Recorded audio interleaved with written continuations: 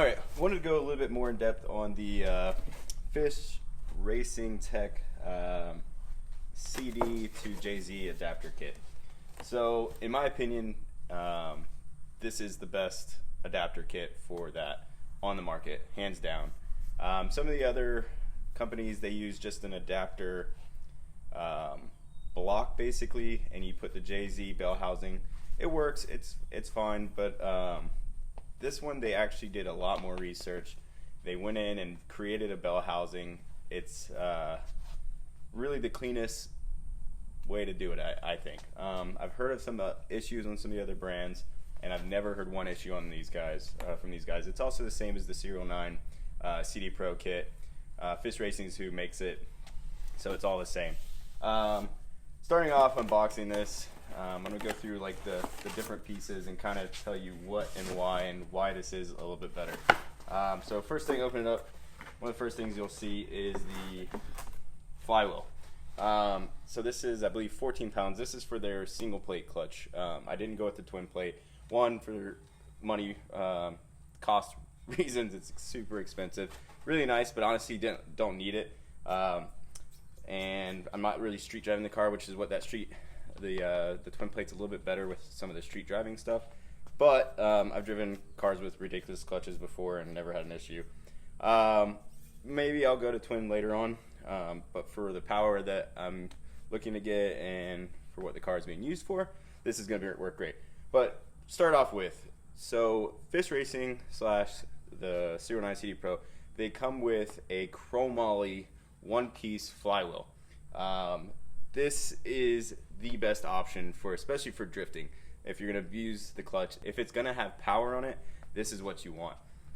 The other companies, they make an aluminum similar to what a Fidanza is. I don't know if you know what Fidanza flywheel is. It's an aluminum flywheel. Yes, it's a little bit lighter. You might get the revs up a little happier than that, but I actually think that they're maybe only a couple pounds lighter, something like 13, 12 pounds. But they put where the clutch surface meets, which is right here where the clutch is actually going to touch, they put a piece of steel, I think it's chromoly also, heat-treated steel that's bolted to the aluminum. Now, what ends up happening, especially under extreme use, like clutch kicking, lots of clutch use, a lot of heat is created by the clutch, especially if you have an aggressive clutch, which I'm using a 4-puck.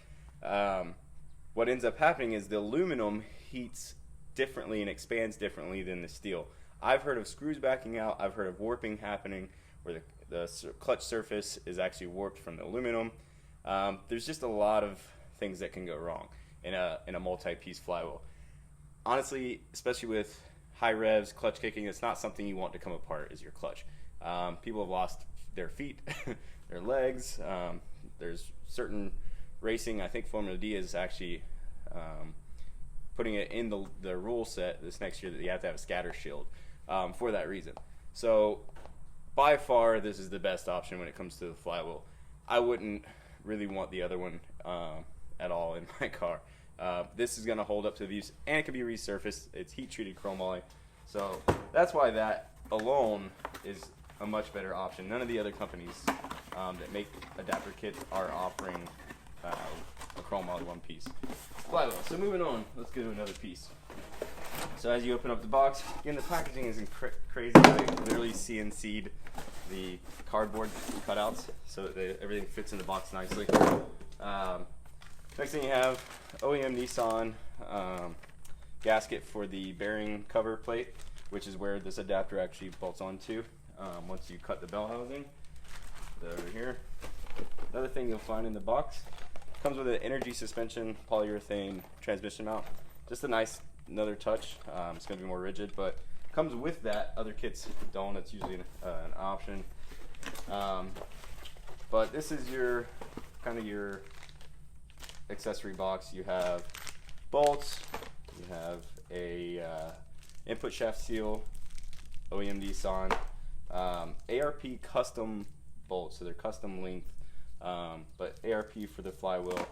Again, one of those things you don't want to use anything else. ARP are kind of the top in the industry when it comes to bolts, so you're not going to have bolts break, shear under extreme heat and use. They have a OEM Nissan pilot bearing, but they have a custom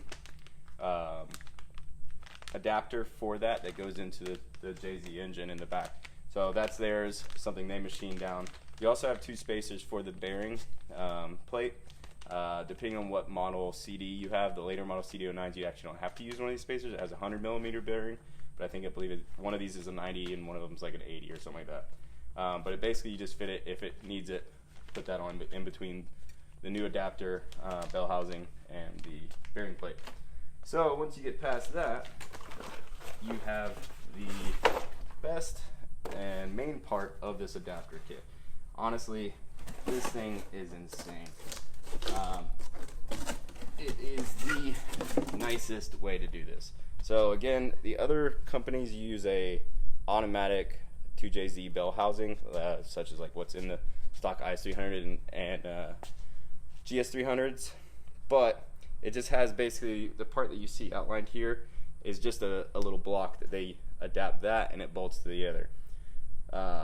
What Fisch Racing and Serial 9 did is they came up with, in I'm assuming CAD and everything and the programs, they created a new bell housing that is meant for the JZ to the CD09. So that way you have no issues. You get exactly fit up right. You get exactly what you need. Awesome machine work, as you can see. It is, I forgot what the aluminum is, but it's cast, super strong. It's not going to crack on you. They have all the clearances in the right place, because on the other kits too, on the stock JZ automatic bell housing, you have to go and clearance a bunch of stuff on the inside, a bunch of ribs, which are actually strengthening ribs, something I'm not really, I didn't really want to do. I haven't heard of any failures, but you never know. And it's really easy. There's a couple spots that are thin on those housings that you could just go through it. And you can ruin a whole bell housing. Not that they're super expensive, but be a pain in the butt. So in this one, you don't have to worry about it, any of that. It has the spot for the starter already. You have an inspection plate that unbolts. Something really cool that they do is they do a pass-through for your clutch line and your bleeder. So having the bleeder line easily accessible is a lot better, a lot easier. So you don't have a clutch fork or anything anymore. You have a Tilton slave cylinder for the release bearing. So it's all hydraulic, much better, especially in race applications. Forks tend to wear out. They tend to tweak or bend. I've seen some crazy stuff, especially with heavier pressure plates. So when you have the heavier pressure plates, this is the way to go. So hopefully that gives you an idea of why I'm going with this kit, and honestly why it's, in my opinion, the best option to go with. Again, I've heard of a lot of issues from people using other ones with clutch spacing, some weird stuff happening. I have never heard one thing with these guys. They went through a lot of research. They spent the time to figure out all the details, and they machined custom things. They had things completely custom cast, and it's the best on the market. So anyway, moving on, I'm actually going to start working to get this onto the transmission and then get it bolted up to the motor, and then very soon getting all the clutch pedal and everything else ready. Things are getting close to getting it into the GS300.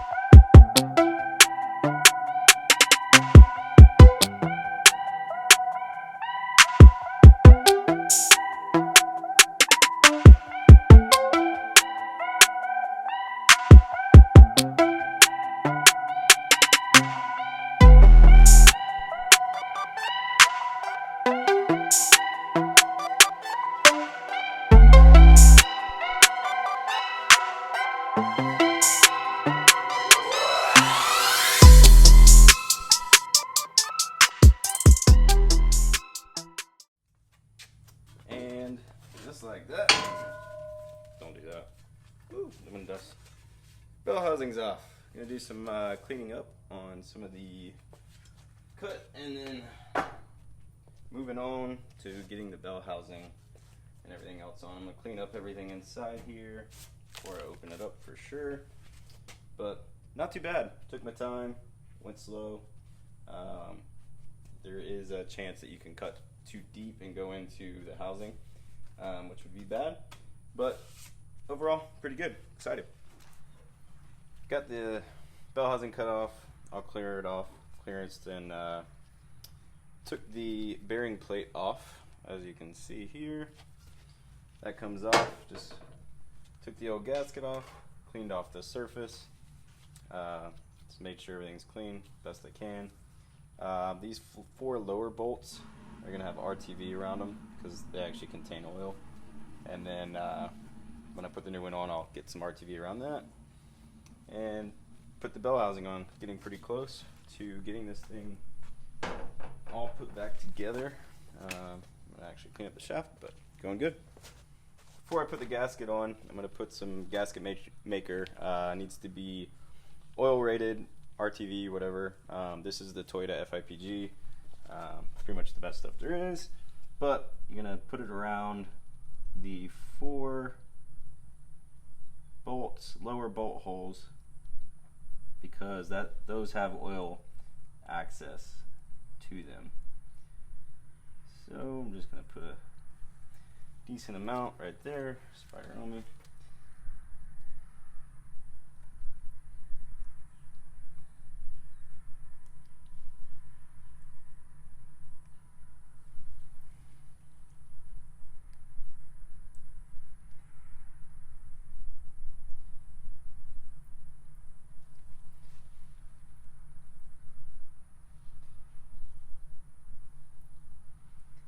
Make sure there's enough.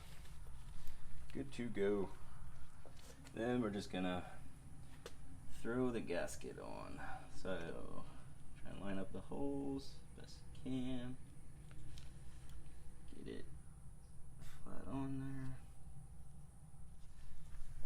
So the kit comes with these 2 spacers. Basically, you're gonna go see if it slides in.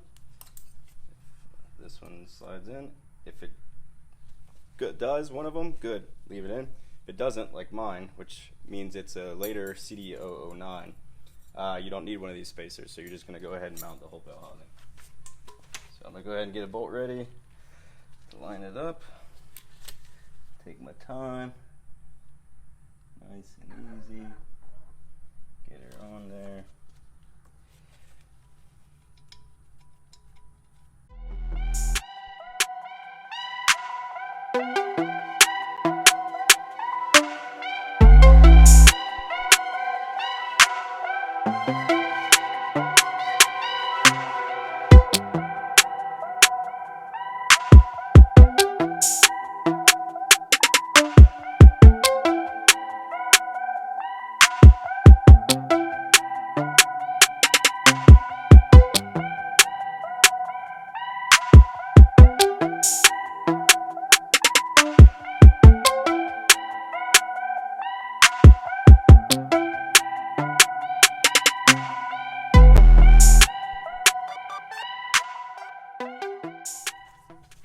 And just a quick reminder, when it comes to the bolts, don't just impact them on. These are only going to like 13 or 14 foot-pounds of torque. Also, hand thread them in beforehand. Make sure they're threading because this is aluminum. You're putting steel bolts into aluminum. Anytime you're doing that with motor or whatever it is, you do not want to have to re-chase a thread or anything like that. It's just a pain in the butt. So just make sure of that, and then now I'm going to go down and torque them all. So again, 13, 14 foot-pounds is all we're going for. That's it. Does not take much.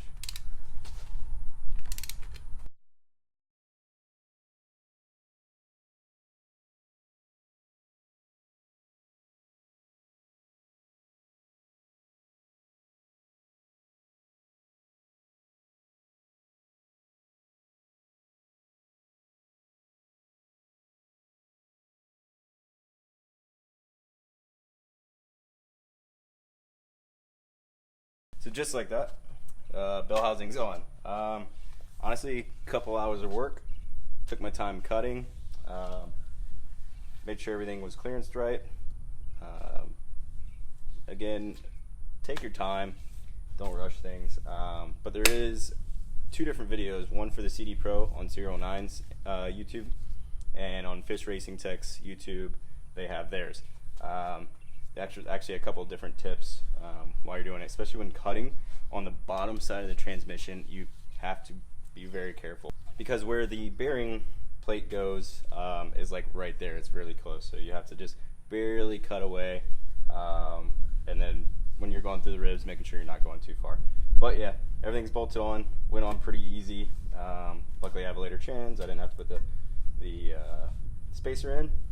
But one thing I didn't touch on is on the other side is the input shaft seal. That's an OEM Nissan one that goes into the back of this bell housing that you just have to drive in with a bearing or bushing driver. That's on the other side, that's in, don't forget that of course. But this already comes pre-installed, the throttle bearing and the slave. So this is ready to go. Now I'm going to go on. I already actually pre-installed it just to see how it worked.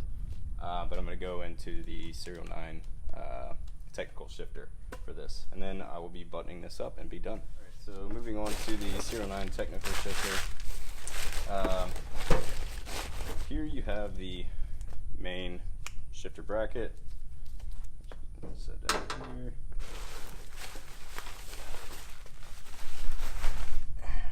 I already put this on the shifter rod selector pin thing.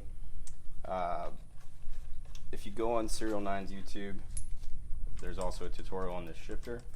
Definitely recommend you go watch that, because there's a lot that you need to see, especially in how to adjust for reverse lag out and 5th and 6th.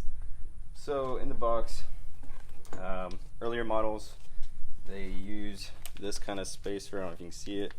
It has like a little notch on it, so it sits in a recess. The later models don't have that recess, so it's just a regular flat. Pretty sure this is just aluminum spacer. So those are going to sit there. And this guy, it's actually fairly simple. You're going to go ahead and stick the bottom section on first and get it as low as possible. It's a little tricky. Tight tolerances, but you're going to get that to go as low as possible. You're going to push down on the reverse lockout, so you're pushing down on where the shifter will be, and underneath you're going to try and get that pin to line up. And one of the things you want to make sure, I didn't say, is you can pull the selector out for different gears. Make sure it's all the way in. Goes in, comes up. As far forward as possible, and you can kind of help yourself guide it on. A little tricky first couple times. Definitely gonna try and, so once you get it to where you want it,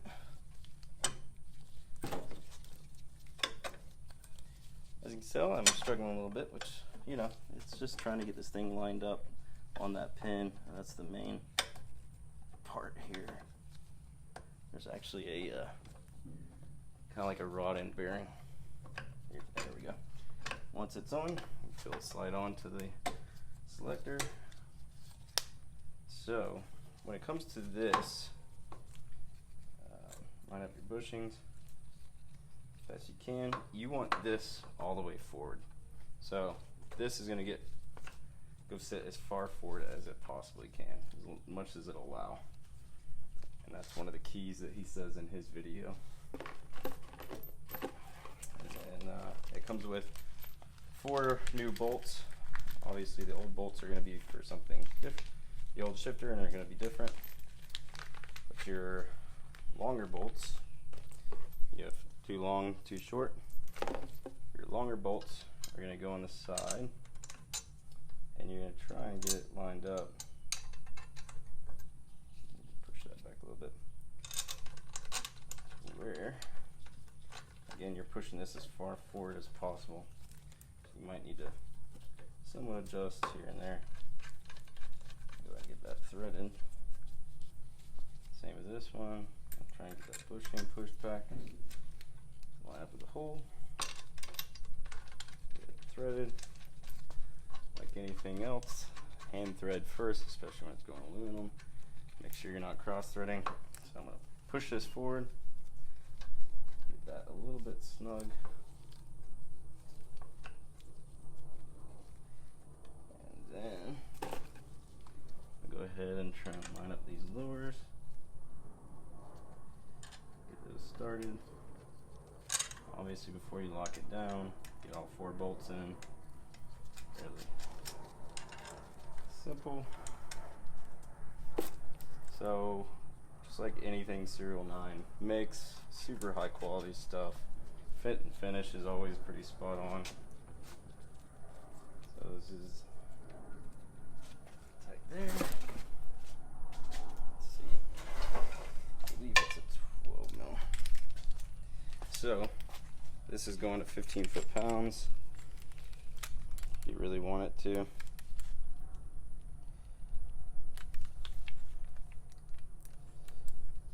And 15. So especially aluminum, you never want to over tighten. So I'm just going to get these snug.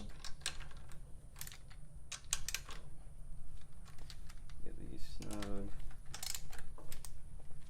But that's as far forward as it'll go. 15 foot, not very much.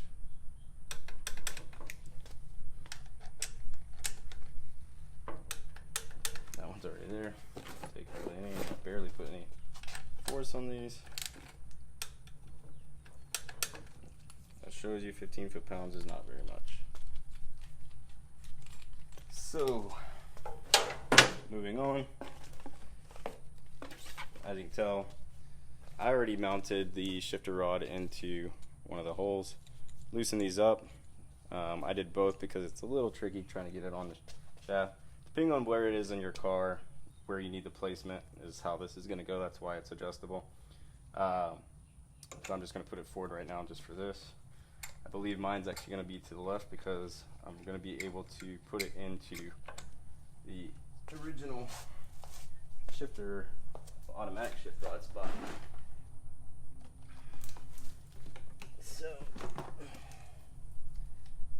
I have a 6 mil Allen key to tighten those.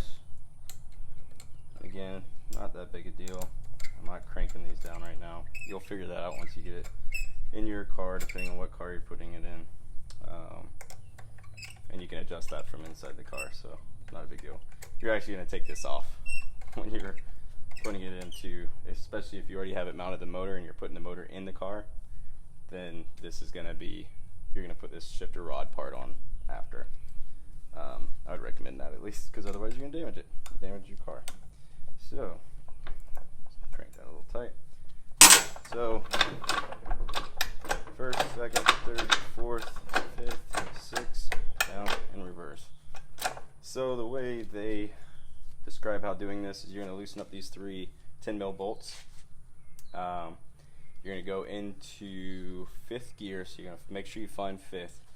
And then you're going to push this plate until it rests against the shifter, basically. And what that's going to do is protect your car from going into being able to go into reverse. So it's basically giving you a reverse lockout. So in order to get to reverse, you have to push down, go all the way over, and then back. So I already did that. I'm not going to go through it. Again, on Serial 9's website, or on YouTube, I guess on the website they have a link. On YouTube, it tells you how to do this. So just make sure you can get to the gears. Fine. It goes in the reverse. Fine. And with that, CD009 is done. Fisch Racing, also Serial 9 CDPro, but Fisch Racing's JZeta CD009 adapter, Bellhousing kit, all bolted on, all ready to go. Serial 9 CD999 technical shifter mounted up and ready to go. Only things I have to do is put the flywheel on the motor. I have an ACT Clutch coming 4-puck HD. It'll go on the motor. Input bearing, which I'll go over that stuff that goes in the motor. And a couple other things, and this thing's ready to go. Clutch pedal, stuff like that is what's coming next, and getting this car ready to go JZ swap, or sorry, 2JZ GTE swap, or Resto swap, and CD 6-speed shifter manual conversion.